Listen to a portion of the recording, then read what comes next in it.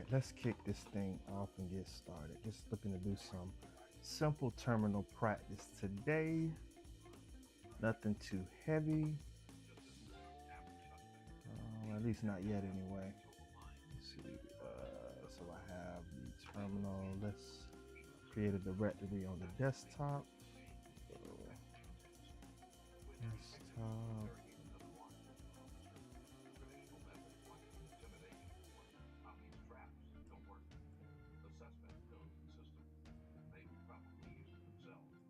There we go.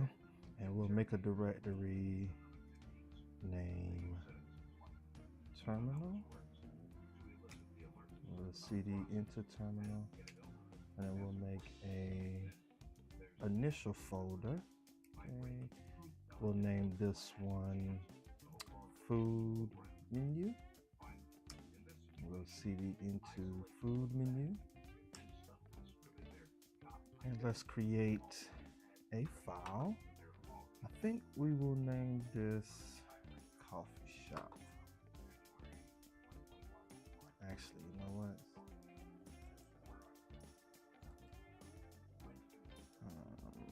Yeah, we'll just keep it as it was. Touch coffee shop.js.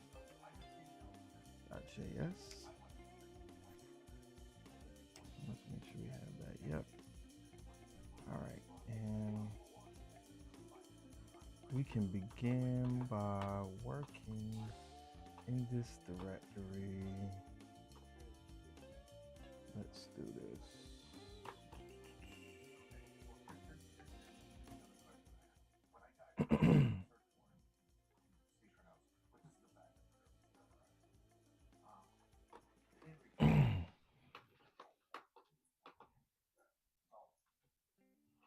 Let's go nano coffee shop.js. Oh, not P. Let's make that O. All right, so let's go ahead and begin to build this out.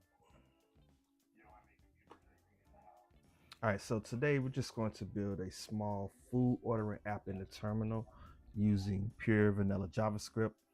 I'm going to show a menu, let the user add an item to the cart, display the cart, and have the ability to check out. The goal of this is to introduce those that might not be familiar with object-oriented programming, which basically means modeling a real-world thing around an object. So we're going to have a few objects in this program. The first one will be a menu cart, the cart itself, the menu item, a few other things, but it should be fun, nothing too heavy. Feel free to code along with me or just sit back and maybe pick up a tip or two. And I'm always open to suggestions, so would love to get feedback in the chat if there are any things that you'd like to see me do differently, or suggestions on how to improve upon the model. So let's get started. Const read line and make this require read line. So this is going to import a built-in node module called read line.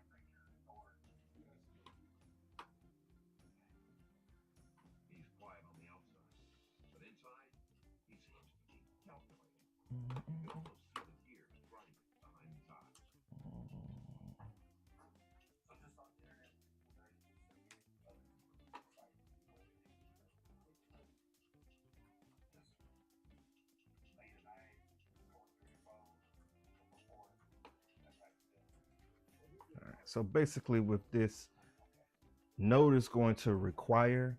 So with node, it allows us to bring in different packages. And the require keyword is a way of going about bringing in those packages. This is going to be a built-in library that basically gives us a way to ask questions and get typed answers back inside of the terminal. From here, create a const RL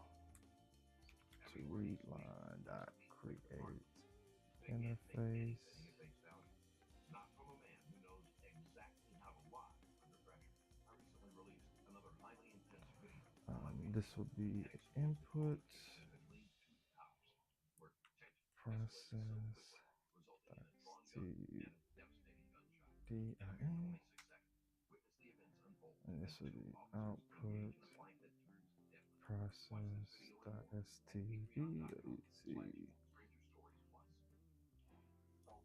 So now we've created a interface name, or an interface object, I should say, named RL, and you can name that whatever you want.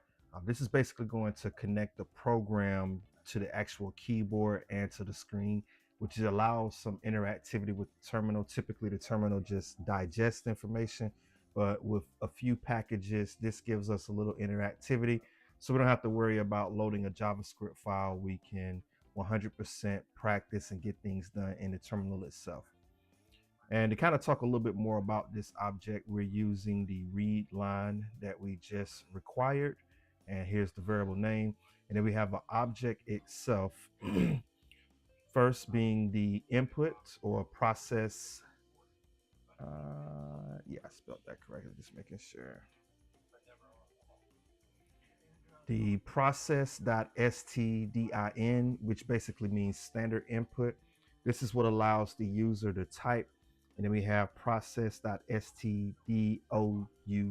which means standard output, which basically allows the program to print data to the terminal.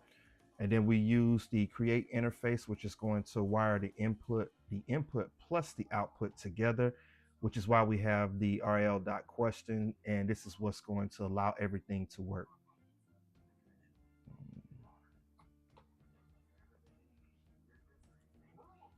So we'll create a class menu item.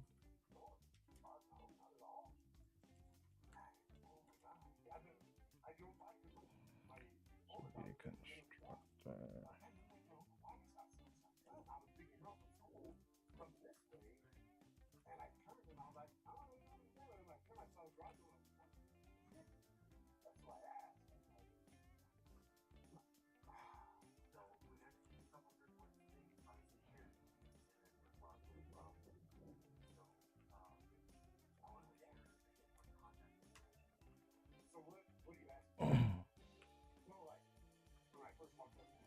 All right, so the first object that we've created is named menu item, and we're using a constructor to consist with this. So basically a constructor is going to run automatically when we create a new menu item, and the menu item uses the keyword new. You can think of a constructor kind of like as a setup instructions, if you will, for a new project. The two parameters that we have within it is name and price.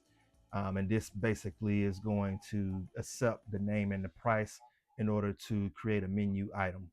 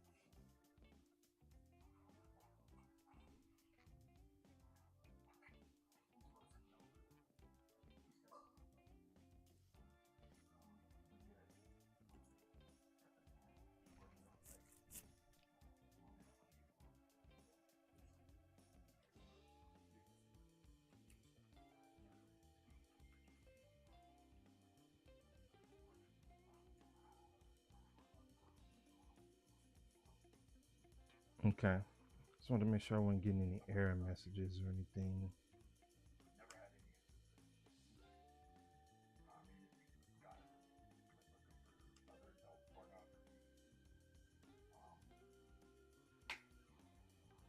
All right, so we have the first object of a menu item. Let's create the next one, which will be the cart item.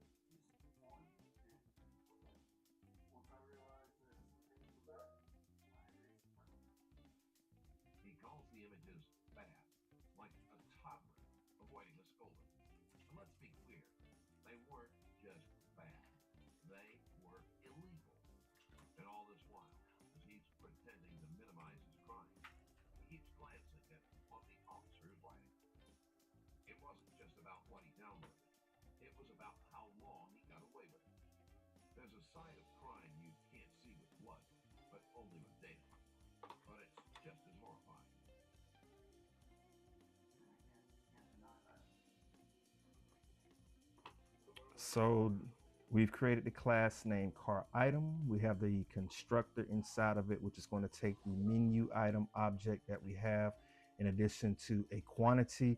We want to set that quantity to be equal to 1 with allowing the user to add additional items and make updates as they see appropriate.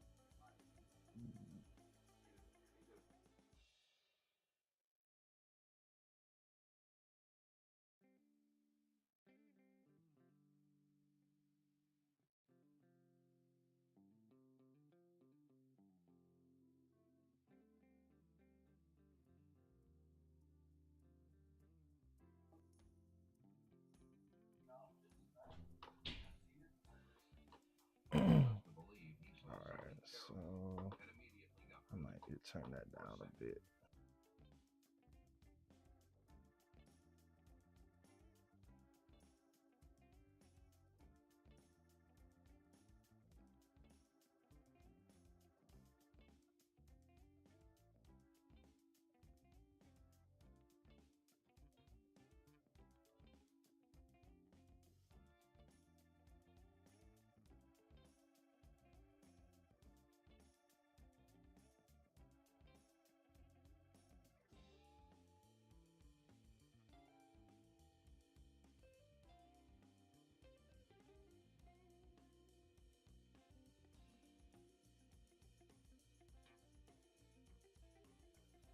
All right, should be good now.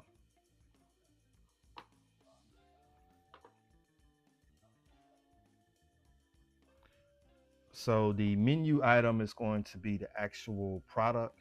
The cart item is, or the quantity, the cart item itself is going to be the menu item or the product plus the actual quantity, how many items you want to get. This is a common object-oriented programming idea where you have one object that's going to contain another object. So to kind of talk a little bit about this object, the cart item's constructor is going to receive a menu object and a quantity. The quantity has a default value of 1. So if you don't supply a quantity or supply anything with it, it's going to automatically become 1.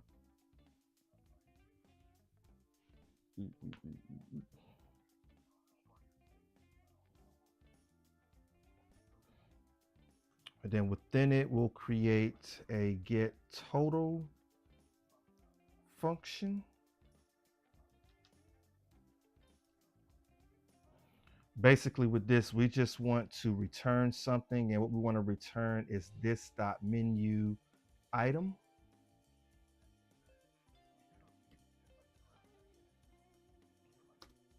And basically to get that total, we know we have to take the menu item, the price, and multiply the price by the actual quantity.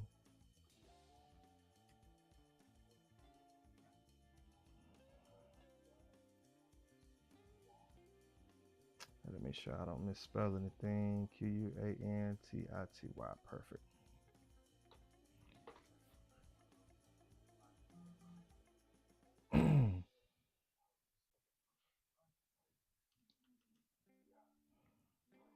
Next object will be class cart. This is going to be a constructor. Tructor.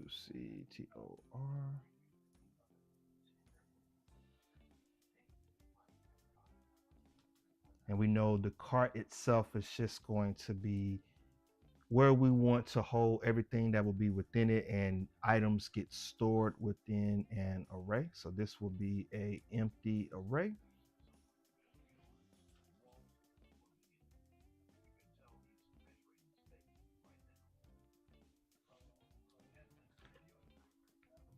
All right.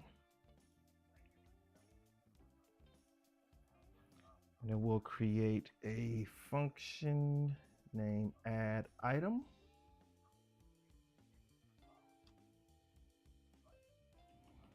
This function will take two parameters, which is the menu item in addition to the quantity, which will be set equal to 1.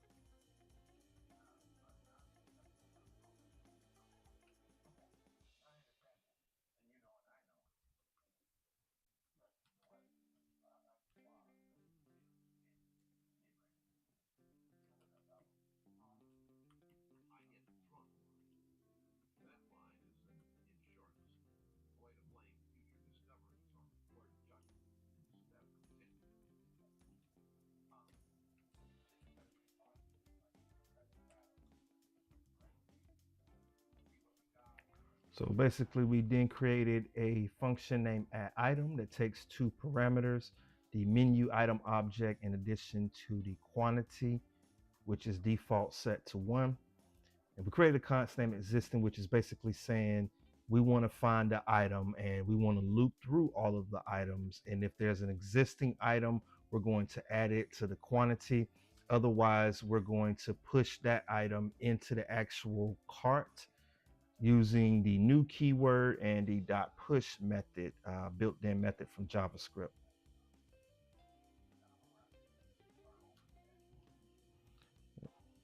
Save this.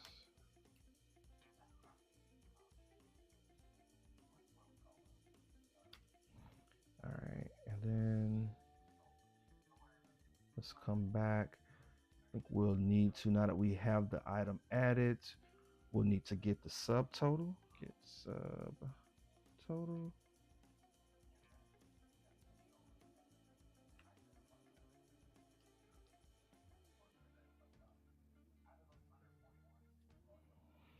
All right, so the subtotal is just going to return this dot items, and we'll use the reduce method. We basically want the sum and the item. Those are the parameters we'll pass. And we'll say sum plus item dot get total.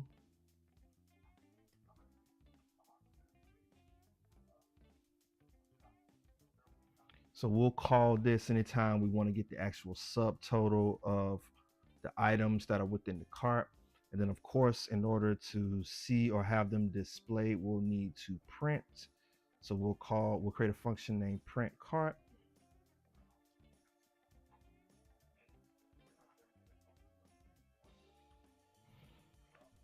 With this, we'll say if this dot items, if the length is equal to 0,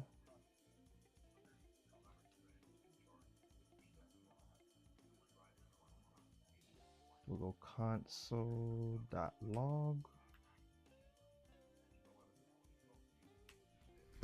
Let's this in your cart is empty, mpty. And this is just a line break if you're not familiar with it.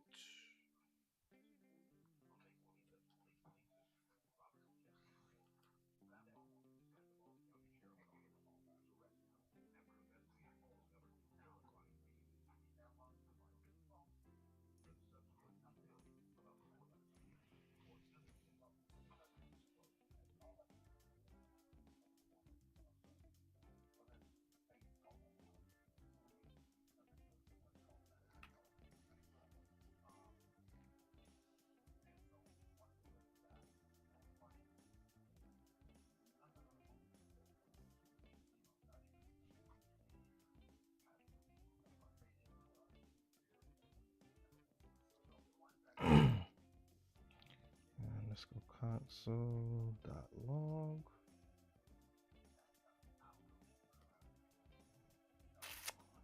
Slash in your cart.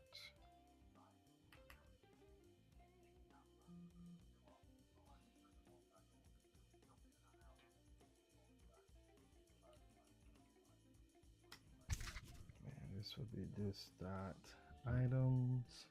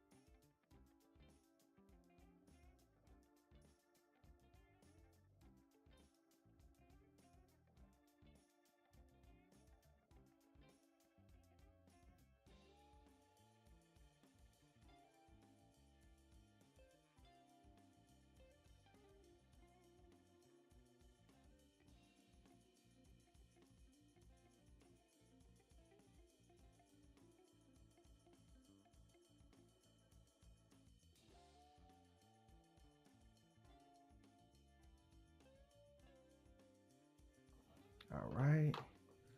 So let me finish this out. Sorry about that.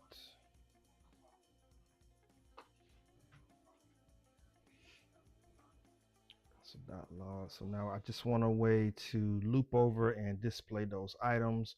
So we'll use for each, which is a built-in method.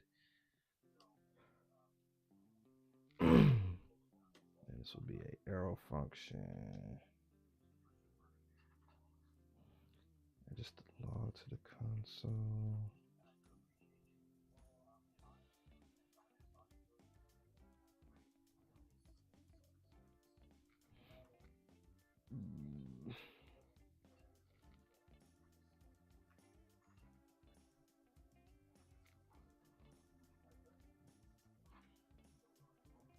And we'll add the iterator +1.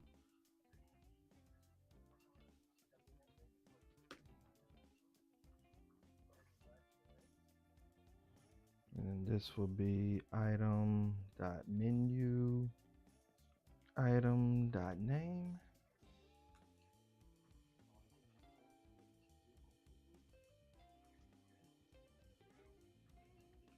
Item.quantity, ANTITY.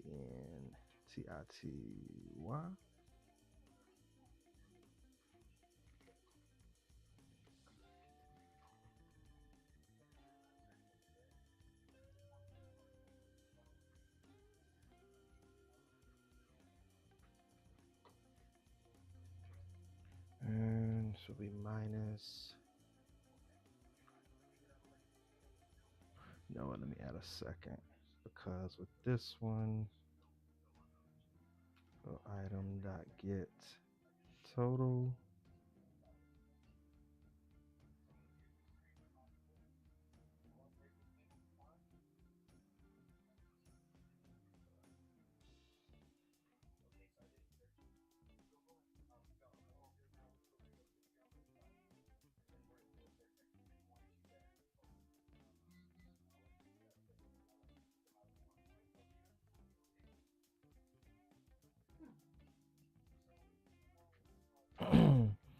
This will be the subtotal, and we'll make this. We need a couple $signs. The first for one. Inside of this, we'll go this dot get subtotal dot to fix.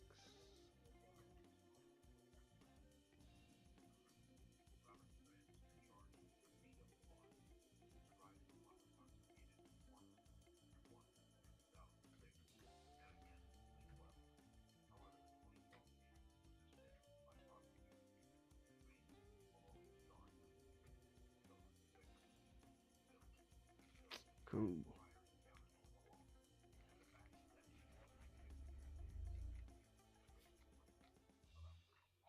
And we'll need a way to clear this out.